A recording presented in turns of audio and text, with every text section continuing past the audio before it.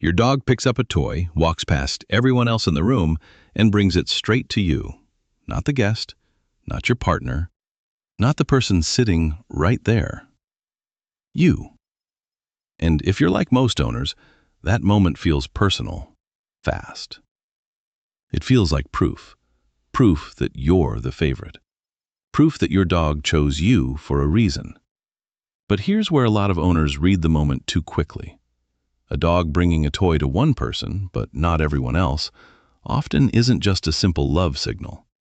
In many cases, it's something more specific than that. Your dog may be bringing that toy to the person they expect will respond in the most familiar, reliable way. That's the part most people miss, because on the surface, it looks like the toy is the whole story. But often, the more useful signal is who your dog brings it to, when they do it, and what they expect to happen next. Hidden dog signals. Understand your dog better. This behavior stands out because it feels so deliberate. Your dog doesn't just wander around with the toy. They carry it across the room and place it near you. Maybe they drop it at your feet. Maybe they press it lightly into your leg. Maybe they hop onto the couch, leave it beside you, and stare. So naturally, the question isn't just, why the toy? The real question is, why you? And that's where this gets interesting. Because a lot of dogs are not bringing the toy to one person at random. They're bringing it to the person who has become part of a very familiar response pattern. The person who usually notices. The person who usually engages. The person who turns that little moment into something predictable. That doesn't make the behavior less meaningful. It makes it easier to read more accurately. What looks deeply emotional at first may actually be more specific than that. Your dog may simply know that bringing the toy to you tends to work. The common misread is easy to understand. Owners see this and think, my dog chose me, so this must mean more. Maybe I'm their person. Maybe this proves I'm the one they trust most. Maybe this is their way of showing love. And honestly, that reaction makes sense. The behavior does feel loaded. But here's the gentle correction. The issue is not that you noticed it. The issue is that one behavior can start carrying too much meaning too fast.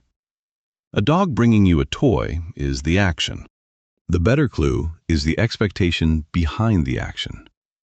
What is your dog hoping will happen when that toy reaches you? That question usually gets you closer to the answer than the toy alone. Because dogs tend to repeat social behaviors where those behaviors have a history, the toy comes over, the person responds, a familiar interaction begins. That interaction might be playful, it might be warm and quiet. It might be part of a reunion routine. But the stronger pattern is usually this. Your dog has learned that you are a dependable place to bring that behavior. What may really be happening is simpler than many owners think. Your dog may be using the toy to open a social moment with you. That's the center of the behavior. Not necessarily a dramatic, emotional declaration. Not necessarily a mystery. And not always the same exact meaning every time. Just a familiar way of saying, I'm bringing this to you because you're the one I expect will do something with it. That something can vary. You might throw it. You might talk to your dog. You might smile, touch the toy, make space, or simply turn toward them. But that's exactly why this behavior can look so personal. It usually is personal. Just not always in the oversized way people first imagine. It may reflect comfort. It may reflect trust. It may reflect preference in that moment. But the strongest interpretation is usually more grounded than that. Your dog is not only interested in the toy. Your dog is often interested in the response they've learned to expect from you when the toy arrives. This is where the timing changes the meaning. Not the core pattern, the version of it. If your dog brings you a toy right when you get home, that often looks like a reunion habit. The toy becomes part of how your dog reconnects with you. If your dog brings it over in the evening, when the house gets quiet and you finally sit down, that may be part of a calm routine. Your dog knows this is when you're easiest to approach. If visitors are over and your dog still chooses you, that can matter too. In a busier moment, some dogs lean harder into familiar social habits with the person who feels easiest to read. But here's the part that tells you even more. Watch what your dog does right after the toy reaches you.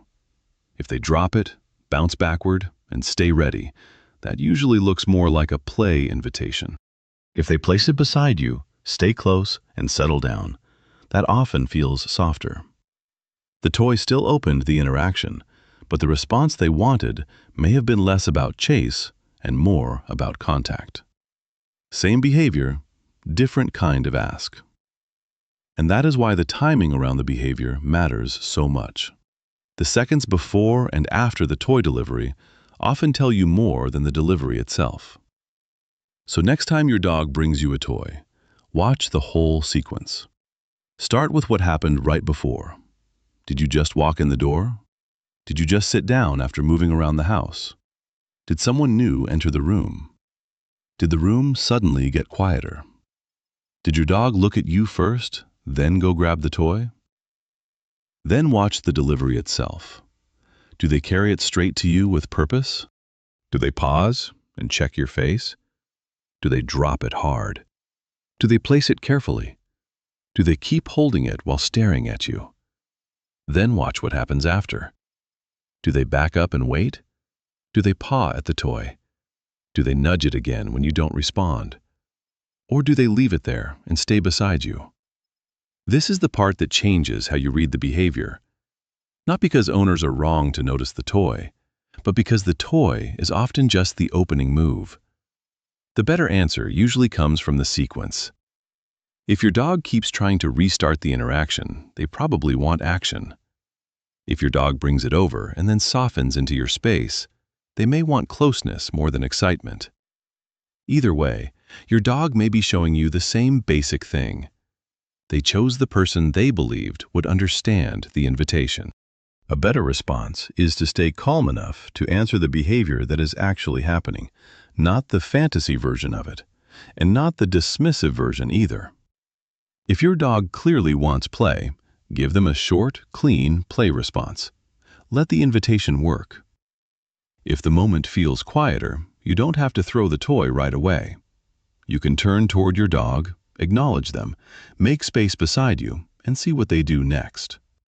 That one small shift matters, because when owners stop rushing to label the meaning, they usually get better at seeing the pattern.